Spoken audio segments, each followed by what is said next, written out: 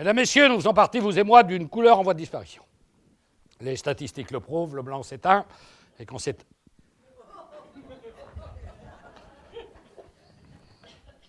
Non, je vous en ai déjà parlé, excusez-moi. Petit problème de mémoire. Quoi, une mémoire, c'est pas extensible, hein? Prenez une mémoire vide, amnésie des connaissances, des souvenirs, vous verrez, un jour, connaissances et souvenirs s'envoleront, mais l'amnésie s'installera. Mon premier trou de mémoire, c'était...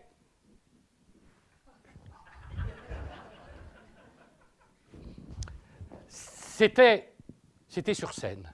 Au 4e texte, le trou noir, je tente de me concentrer, je fais marche arrière. C'est en faisant marche arrière que je suis tombé dedans. Tomber dans un trou de mémoire n'est pas chose banale, en sortir n'est pas chose facile. C'est en tentant de soigner mon amnésie que j'ai rencontré Claude Lévi-Strauss, mon psychanalyste. Un drôle de type, qui par sa présence prétendait me guérir de mes absences. Méfiez-vous des psychanalystes. Si vous vous allongez sur leur divan, il y a peu de chances que vous en réchappiez. La visite chez le psychanalyste se déroule selon un rituel immuable. Tu t'allonges et tu dis vague, tu dis vague, tu dis vague, et tu penses à la mer. Et lui, il t'écoute. Il t'écoute.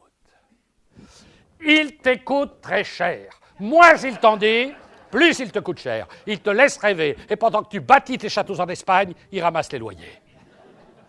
Je lui dis, docteur, ma mémoire n'est plus qu'une boîte vide, une boîte amnésique. Je tourne désespérément la manivelle. Rien ne remonte à la surface. Mes souvenirs d'enfance sont fumés. Mes souvenirs de vacances laissent place à une vacance de souvenirs. Il m'a dit, monsieur, votre mémoire prend l'eau, vous avez de la fuite dans les idées, vous ouvrez votre clapet, mais rien ne sort, alors vous refoulez, vous refoulez, vous refoulez, plus vous refoulez, plus vous devenez siphonné. J'avais l'impression d'être dans un autre monde, à mi-route entre cabinet médical et magasin de sanitaire. Il a ajouté, si tout va mal, c'est de la faute à votre ego. Il vous faut entreprendre d'urgence une psychanalisation. La psychanalisation du tout à l'ego. Pendant des mois, j'ai suivi mes séances de confesseur-thérapie. En arrivant, j'avais perdu la mémoire. Au fil des jours, je perdais la raison. Je m'étais mis à boire, oui, je buvais comme un trou. Un trou de mémoire. Je buvais pour oublier que j'étais amnésique. Je psycholais. Il me fallait briser ma camisole de faiblesse, tuer le psychanalyste et faire mon autopsie. C'est dans une galerie du Louvre que j'ai eu la révélation. Quoi de mieux quand on a perdu son image, quoi de mieux pour la retrouver que de dessiner son autoportrait. Je me suis installé devant le miroir. Je me suis peint, repeint, persuadé que c'est en me peignant que j'arriverais à me dépeindre. Plus je me peignais, plus je me dépeignais, plus je me dépeignais, plus j'apparaissais comme un être effacé. La peinture était devenue mon unique préoccupation. Le midi, je ne me restaurais plus. Je me retouchais. Depuis, je vais mieux.